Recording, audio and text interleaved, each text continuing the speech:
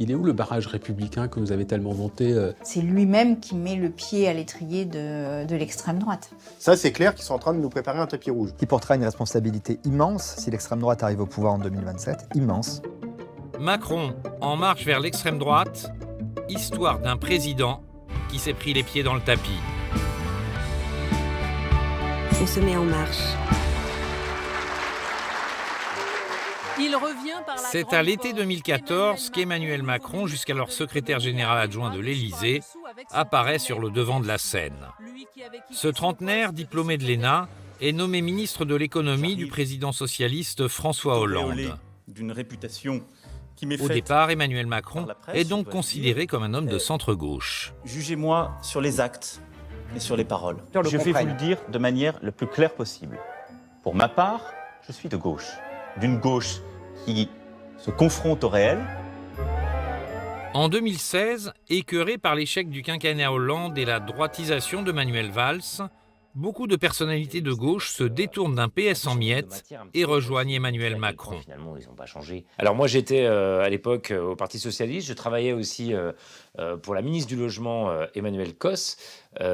Effectivement, le Premier ministre était Manuel Valls. Et il a proposé la déchéance de nationalité et un certain nombre de choses qui, pour moi, étaient des ruptures totales avec mes engagements. On se rappelle des déclarations de Manuel Valls sur les Roms, qui n'avaient pas leur place en France. On se rappelle de ce qu'il a dit sur Angela Merkel, qui n'aurait jamais dû accueillir les réfugiés. Et on se rappelle de la déchéance de nationalité. Et sur tous ces points, Emmanuel Macron avait des positions claires, tranchées. Et petit à petit, je vois se dessiner une campagne tournée autour de l'émancipation. À l'époque, Jean-Michel Clément est député socialiste et membre de la commission des finances. Lui aussi a été séduit. Moi, au départ, j'ai trouvé qu'il y avait une grande écoute des parlementaires, que je n'avais pas forcément trouvé préalablement. Donc déjà, ça, c'est important. Quand on a un parlementaire, qu'on ait écouté un ministre. Donc lui, derrière ça, il apparaît comme étant l'homme neuf qui sort du gouvernement Hollande, d'un gouvernement Hollande. Voilà, c'est quelqu'un qui a une forme de virginité politique, de surcroît. Un homme neuf, dont le positionnement politique est flou. Au départ, il se prétend ni de droite ni de gauche. Et j'ai décidé qu'on allait créer un mouvement politique. Qui ne sera pas à droite, qui ne sera pas à gauche. Ni de droite ni de gauche, mais surtout pas à gauche, comme il le dit 4 mois plus tard, en visite au Puy du Fou avec Philippe de Villiers. L'honnêteté m'oblige à vous dire que je ne suis pas socialiste. Mais 10 jours plus tard, il est de gauche. Pour ma part, je suis de gauche. Ça n'est pas s'occuper 2 d'un semaines dossier plus tard, quand on il sait n'a que jamais un prétendu être ni de droite ni de gauche. J'ai été sur des terrains. Je n'ai jamais dit que j'étais ni de droite ni de gauche. Puis finalement, à un peu plus d'un mois de la présidentielle de 2017, il est et à droite et à gauche. Sur un projet progressiste. Si je peux me permettre, là, vous êtes un peu ambigu. Non, parce que je suis progressiste. Et regardez, je suis de droite et de gauche dans le mouvement que je porte. Voilà. Ok. Je ne suis pas dans la double exclusion. Alors, de gauche ou de droite, Emmanuel Macron? Je considère qu'il y a Dès des le bonnes idées à départ, droite. quelques signaux faibles laissent entrevoir qu'il penche à droite, et même franchement à droite.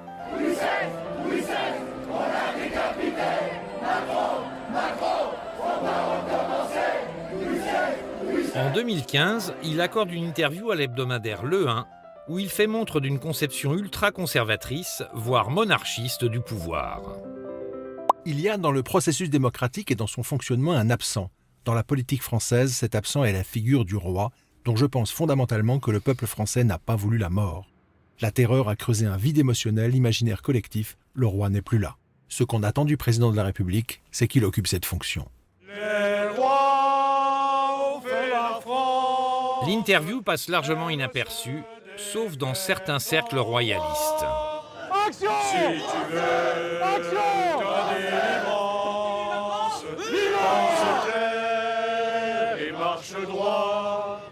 Français, nous voulons une France, mais à la France, il faut... Olivier Perceval est le secrétaire général de l'Action française, le grand mouvement monarchiste français.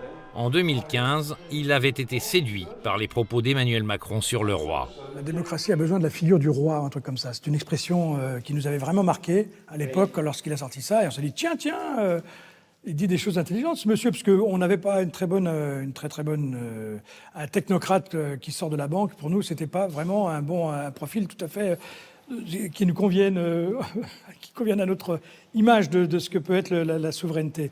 Mais là, on avait été surpris, agréablement surpris. Un mois à peine après le lancement de son parti En Marche, Macron continue à lancer des clins d'œil appuyés à la droite, et même à la droite de la droite. Un discours d'hommage à Jeanne d'Arc. Le 8 mai 2016, il part à Orléans célébrer Jeanne d'Arc, un marqueur identitaire de la droite conservatrice. Comme une flèche, sa trajectoire est nette. Jeanne fend le système. Elle brusque l'injustice qui devait l'enfermer. Jeanne est bergère, mais elle se fraye un chemin jusqu'au roi.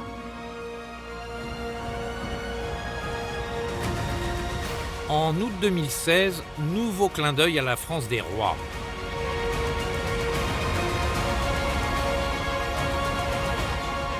Macron, ministre des Finances d'un gouvernement socialiste, se rend en Vendée. Direction, les spectacles du Puy du Fou en compagnie du maître des lieux, Philippe de Villiers, ancien ministre, figure de la droite réactionnaire et aujourd'hui soutien d'Éric Zemmour. Vous êtes le ministre socialiste qui a visité le Puy du Fou jusque-là. Alors, vous êtes le premier. L'honnêteté m'oblige à vous dire que je ne suis pas socialiste. Je suis au gouvernement, un gouvernement de gauche. J'ai moi-même pris des initiatives politiques qui ne vous ont pas échappé, nous en avons parlé tout à l'heure. Mais, je veux dire, quelle importance ? Au début, ces clins d'œil appuyés à la droite ne perturbent pas les soutiens de gauche d'Emmanuel Macron. Pourquoi aller au Puy du Fou? C'est vrai que c'est des vrais sujets. Pourquoi parler de monarchie en France? Je n'avais pas vu ça comme ça à l'époque. En tout cas, j'y voyais pas de traduction politique sur les sujets qui étaient chers à ceux pour lesquels je me suis engagé à un moment auprès de lui. Je pense que c'est plutôt un calcul politique pour convaincre un certain nombre d'électeurs de droite. Que c'est complètement calculé. Est-ce que c'est dans ses convictions? Je ne suis pas complètement sûr quand même. Mais en tout cas, c'est un calcul politique habile. À la volée, dans tout le pays. Le 11 novembre 1918. Et une fois élu, Macron continue à jouer avec les marqueurs identitaires de la droite la plus conservatrice.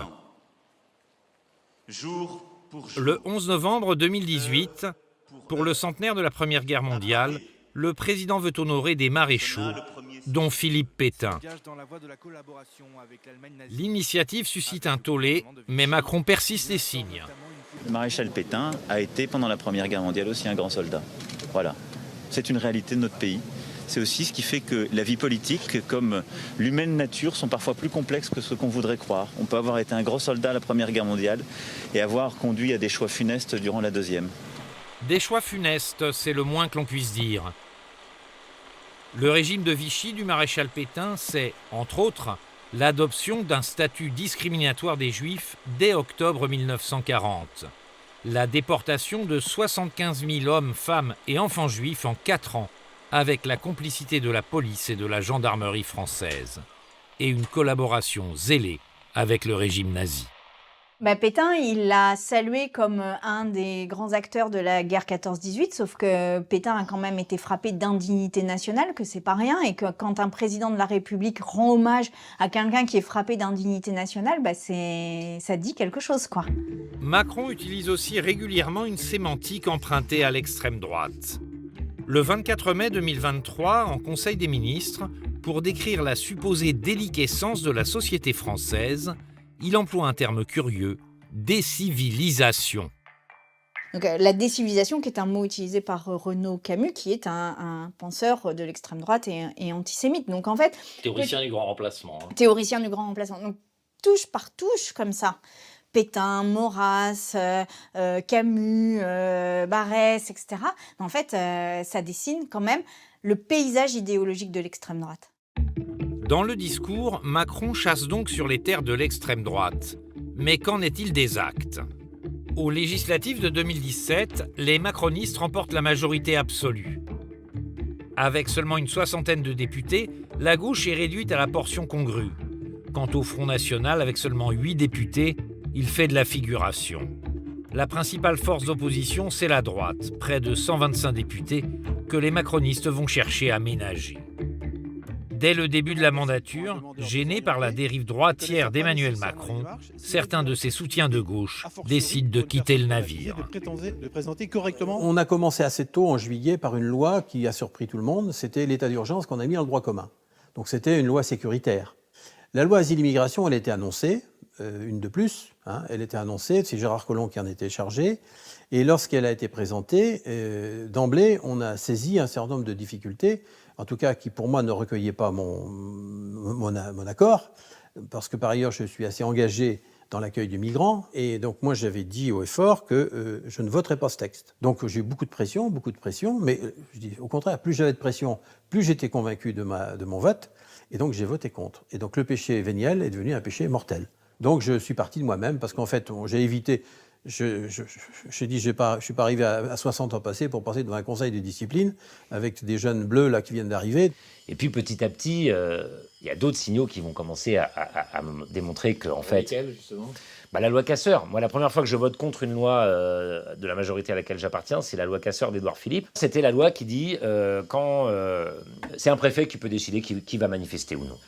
Moi, je pensais vraiment qu'Emmanuel Macron était le candidat des libertés publiques, d'un certain libéralisme politique, d'une certaine ouverture de la France. C'était faux. Par le terrain.